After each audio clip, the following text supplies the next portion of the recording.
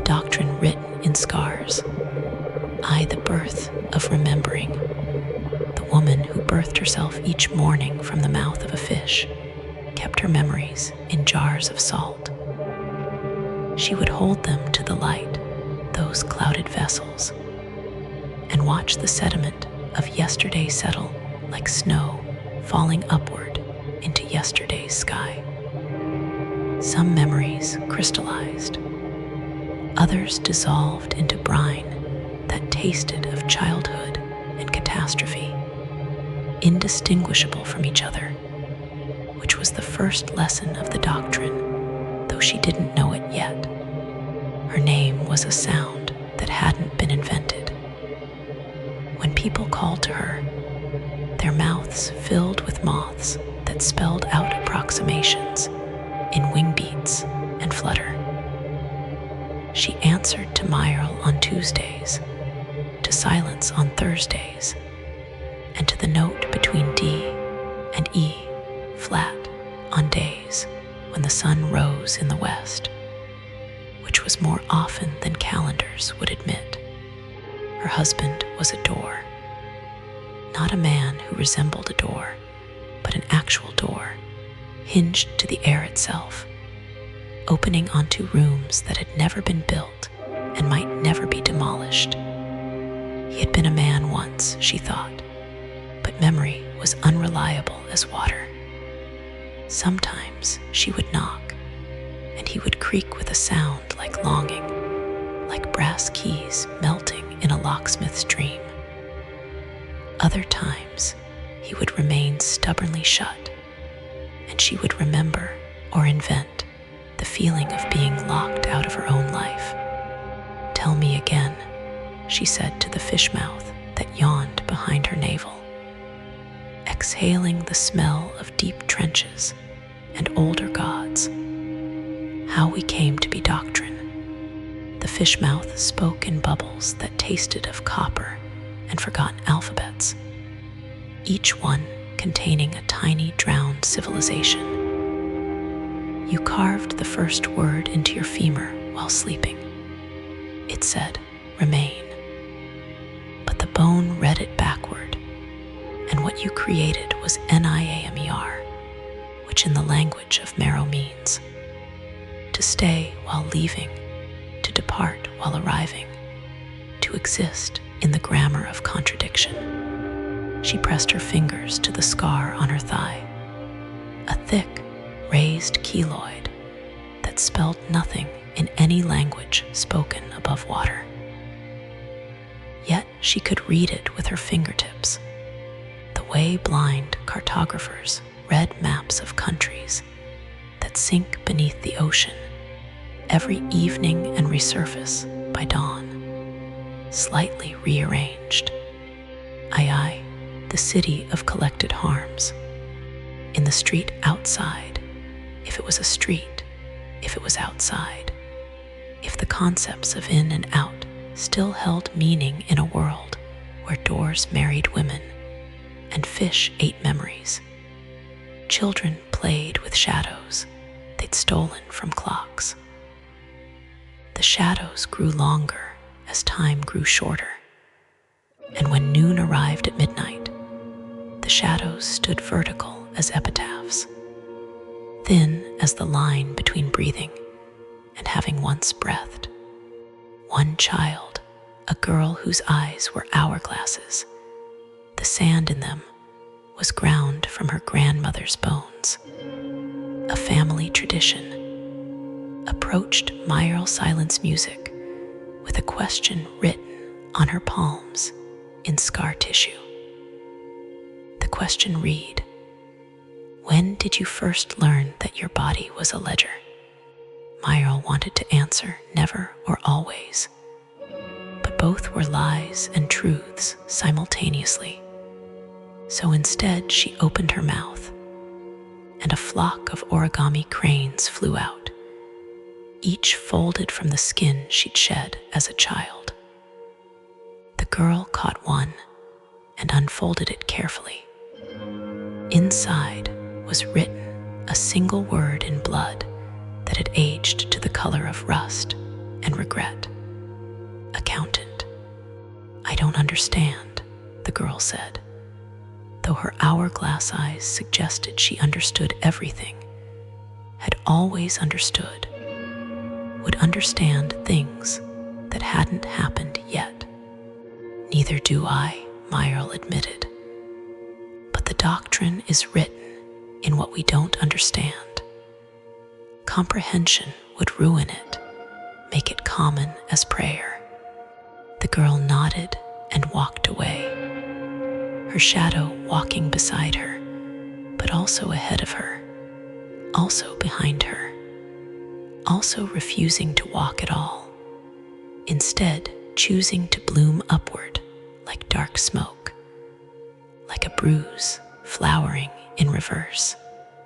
Myrle visited the archive of wounds on Tuesdays, which sometimes fell on Sundays, depending on whether the moon was watching, or if it had turned its face away in shame at what it had witnessed. The archivist had skin like parchment and eyes that had been crossed out with India ink. He catalogued scars by their vintage. 1823 was a good year for glass cuts. 1945 produced a rare variety of absence-shaped-like presents. 2003 yielded an unprecedented harvest of digital wounds, injuries inflicted by the space between wanting and having, between messaging and being seen. The archive itself was a cathedral of suffering made architectural. Its walls were sutured together from the skin of battlefields. Its windows were made from the transparent tissue of healed burns. Its floors were inlaid with scars from every possible injury. Paper cuts elevated to psalm, Caesarean sections that became stained glass, bullet holes preserved in amber, alongside the bullet holes they'd created in lives, in futures, in the stories people told themselves about who they might have been. I'm looking, she told him, for the scar my mother wore before she was born. The archivist's crossed-out eyes somehow focused on her, seeing through her, seeing into the library of hurts she carried in her bone marrow. He consulted his ledgers, pages that bled when touched, that whispered accusations at the ceiling, that sometimes wept ink, and sometimes wept actual tears, salted and bitter with the grief of documentation. Ah, he said, his voice like pages turning in a burning book. You mean the doctrine. Section VII, subsection. Things that hurt in languages not yet invented. Addendum. Pains that predate their wounds. He brought her a box made of moth wings and silences, held together with the catgut of unspoken apologies. Inside, a scar that looked like a question mark, if question marks could scream, if punctuation could bear witness, if grammar itself could be traumatized by what it was forced to articulate. She pressed it to her chest and felt it brand itself through her sternum, hot as truth, cold as the moment before you remember what you've forgotten. And in that space between temperatures, she heard her mother's voice. I wore this scar in my mother's womb. My mother wore it in hers. It goes back and back, a chain of women each marked by the next, each carrying the future's wounds into the past. We are injured by what will happen. We bleed in anticipation. This is the first principle of the doctrine, the scar reed in in raised flesh. The body is a treaty signed by wars that haven't happened yet. The cartography of married doors. At home, the door that was her husband opened onto a room full of hands, disembodied, floating, conducting symphonies of accusation. Each finger pointed in a different direction, which was also the same direction, which was also nowhere, which was also the only direction that mattered. Some hands were calloused from work that had been left undone. Others were soft from touches they'd promised but never delivered. The doctrine says, she told him, or told the space where his voice would have been if voices could be spaces, if spaces could apologize, if apologies could rebuild the man from the door, that we must wear our lessons as lacerations. He replied by slamming himself shut, the sound like a book closing on a chapter that hadn't been written yet. And when he opened again, slowly, remorsefully, with the creak of hinges that had learned regret, he revealed a landscape of mirrors, each reflection showing her at a different age, each age wearing a different wound. She was 7 and scrape-kneed in one, crying over a doll whose head had come off, not knowing that this was her first lesson in how things separate, how love becomes geography, how distance is just another word for loss. She was 15 and heart-carved in another, the boy's initials still fresh in her memory, though his face had already begun to blur, to merge with all the other faces that would promise eternity and deliver only afternoons.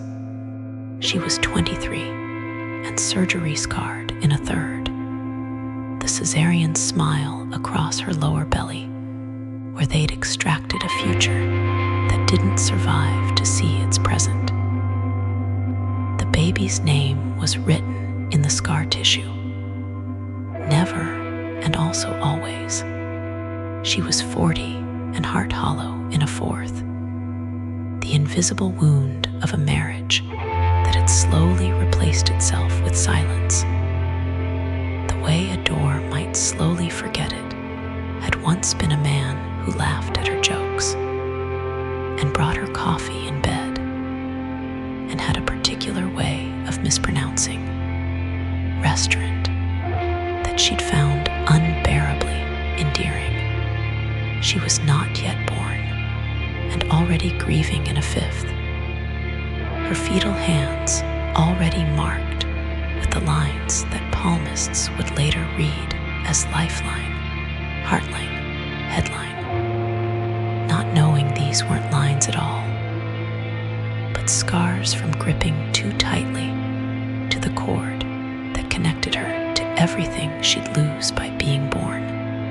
She reached through the doorway and touched her oldest reflection, the one where her hair had turned to smoke and her eyes to hourglasses running backward. Each grain of sand, a moment she was unliving, a choice being unmade, a scar healing into wound, healing into the instant before impact. That version of herself, ancient and unborn simultaneously, handed her a scroll made of scar tissue, harvested from every version of herself she'd ever been or would be, or had chosen not to become. The doctrine in full at last. IV, the 7 scrolls of laceration. She unrolled it and read. Though reading wasn't quite the right word, she absorbed it through her skin, breathed it through her scars, understood it in the language of nerve endings and phantom pains. You will be born through exit wounds. Your mother's body will tear to release you, and this tearing is your first word, your first poem, your first understanding that to enter the world is to wound what you love most. Every love is a sutured violence. We stitch ourselves to others with thread made from our own tendons, and the stitches hold until they don't. And when they tear loose, we are left with holes shaped like the people who no longer live inside us. The soul keeps its receipts in keloid formations. Nothing is forgotten. Every injury is recorded, raised, made permanent in the flesh's library. You are not your experiences. You are the scar tissue they left behind. What doesn't kill you becomes your handwriting. Notice how you form your letters. The T crossed like a wound closed. The O open like a mouth screaming, or a mouth kissing, depending on context, depending on whether you're writing love or lost, and whether there's a difference. Healing is plagiarism of the original injury. When skin closes over a cut, it is only mimicking the wholeness it remembers, creating a forgery of the unblemished self. And this forgery is more honest than the original because it admits what it is. An approximation, a best guess, a scar pretending to be skin. Your name is a scar your mother wore in utero. She carried the wound of your future selfhood before you existed. You were a pain she felt in a language she didn't speak. You were the injury that proved she was real, that her body was a document on which fate could write its revisions. Memory is just the body's way of refusing to forget what never happened. Half your wounds are fictional. The other half happened to someone else. The scars are real regardless. This is the paradox at the heart of the doctrine. Truth and trauma are not the same thing, but they heal at the same rate, which is to say, never, which is to say, always, which is to say, it depends on whether you're measuring in years, or in heartbeats, or in the number of times you wake at 3 a.m., touching the place where it still hurts. She folded the doctrine back into her ribcage, where it belonged, where it had always been, waiting to be discovered like a fossil of the future, like archaeology conducted in reverse, digging up what hasn't been buried yet. The dream of wounded genealogies. That night, she slept inside the fish mouth, which was warm and tasted of primordial salt, of the ocean before it learned to drown things, when it was still just possibility suspended in protein and prayer. She dreamed she was a wound, dreaming it was a woman.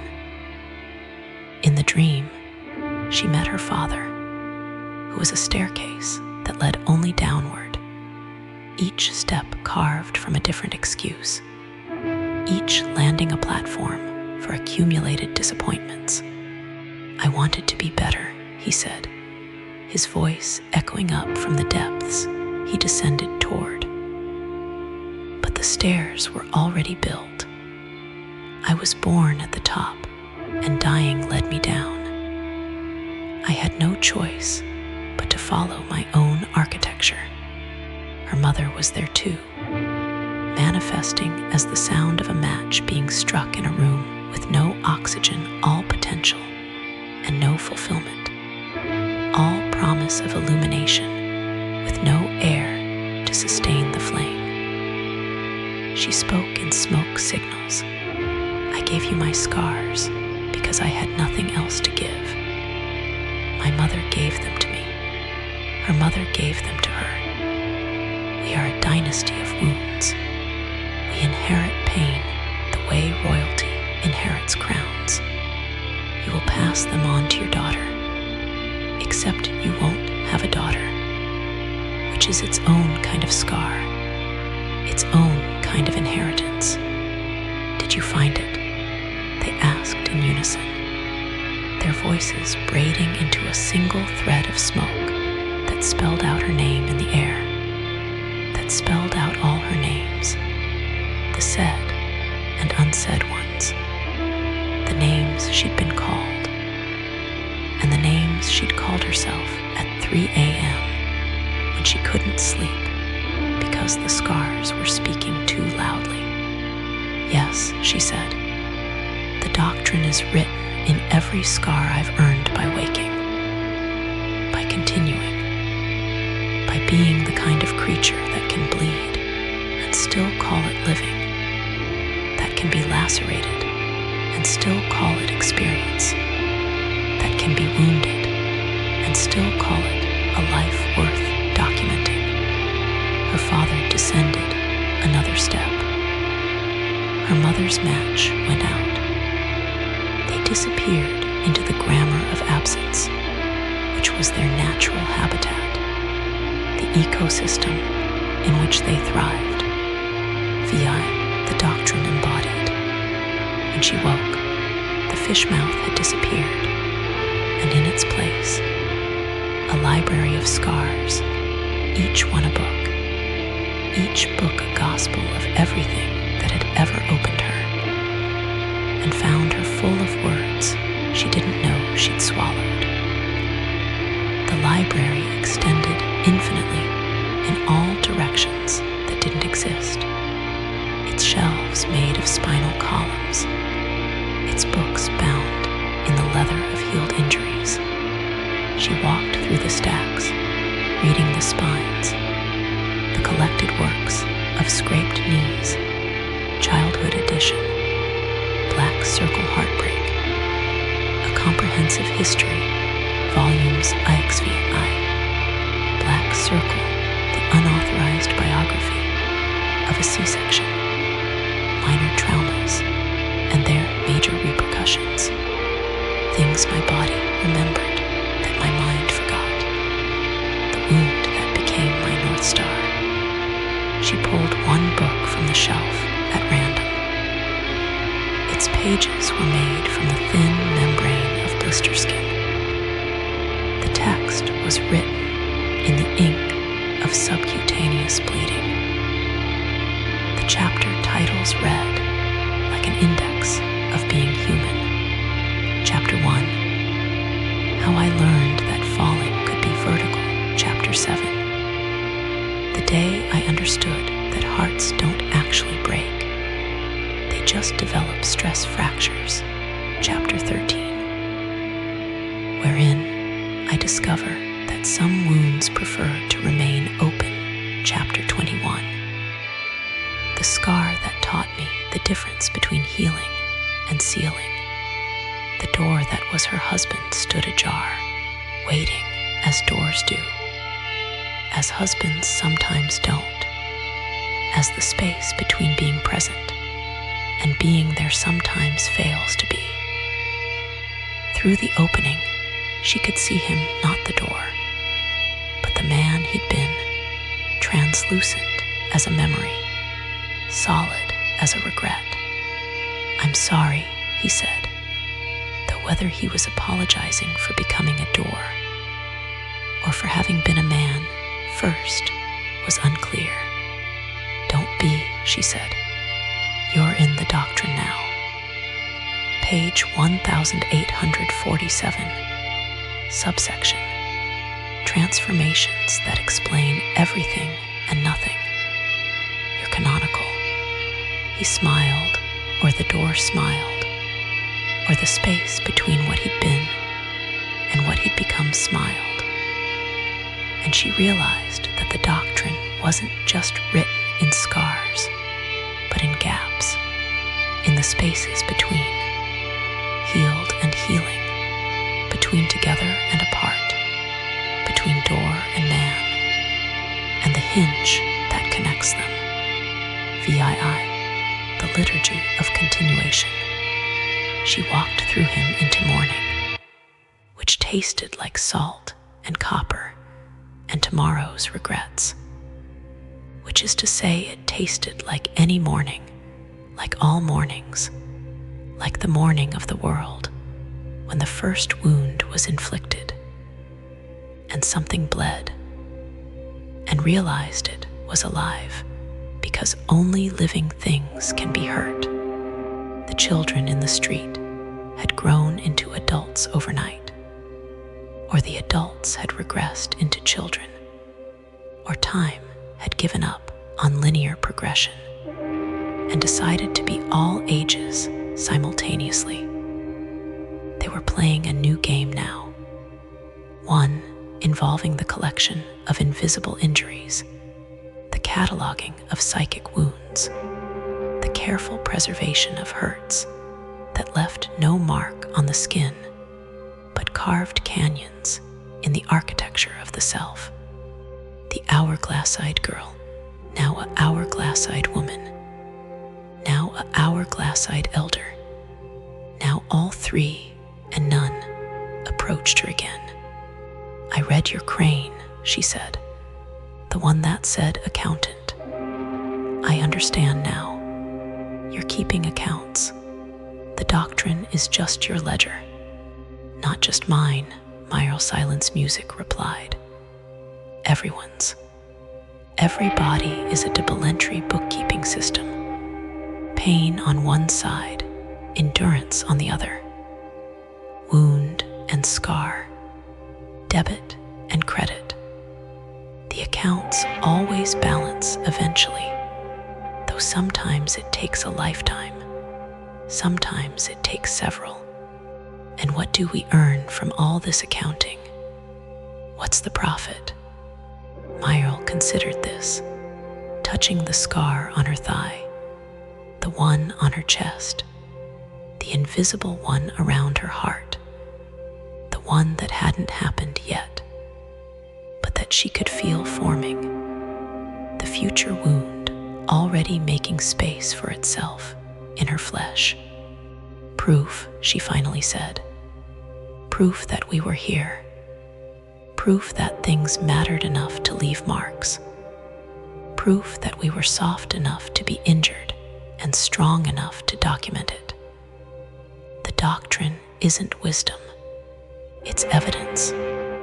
The woman-girl elder nodded, her hourglass eyes measuring out the moment, preserving it in sand that would eventually be ground into glass, into windows, into the transparency through which future wounds would be witnessed. VII, the infinite scroll. The doctrine was complete. The doctrine had always been complete. The doctrine was her, unfolding one laceration at a time. But completion is a lie, she realized. The scroll of scar tissue in her chest was still growing, still being written upon by every moment, every choice, every collision between her tender self and the abrasive world. New sections appeared daily. VII, to be wounded is to be in dialogue with time. IX, scars are the body's way of signing its autobiography. X, nothing gold can stay, but keloids are forever. XI, we do not overcome our wounds, we become them gradually, until there is no difference between the injury and the self. She would visit the archive again tomorrow, or yesterday, or in the conditional tense of might have been. She would catalog her newest acquisitions, her latest hurts, her most recent evidence that she was alive, and therefore vulnerable, and therefore precious, and therefore worth documenting. The fish mouth would return, or perhaps it had never left, and it would ask her again how they came to be doctrine. And she would answer differently each time, because the truth changes shape depending on which scars are speaking. Her husband door would open onto new rooms, the room of things left unsaid, the chamber of touches that healed nothing, the hall of moments when love wasn't enough, the gallery of all the ways they tried to save each other and failed and tried again anyway. And she would walk through all these rooms wearing her wounds like jewelry, like armor, like skin, which they were, which they'd always been, which they would remain, until her body gave up the fiction of being separate from its injuries and admitted what the doctrine had been saying all along. There is no self beneath the scars. There are only scars, infinite and archaeological, layered like sediment, like history, like the pages of a book that writes itself in the grammar of damage and repair. We are not scarred. We are scars that learned to call themselves human. This is the doctrine. This is the only doctrine. This is the text written in flesh, signed in keloid, illuminated in the ink of old wounds and older endurance. Amen and amen, and the sound of a door opening, the sound of a door closing, the sound between them, which is where we live, which is what we are, which is all we've ever been.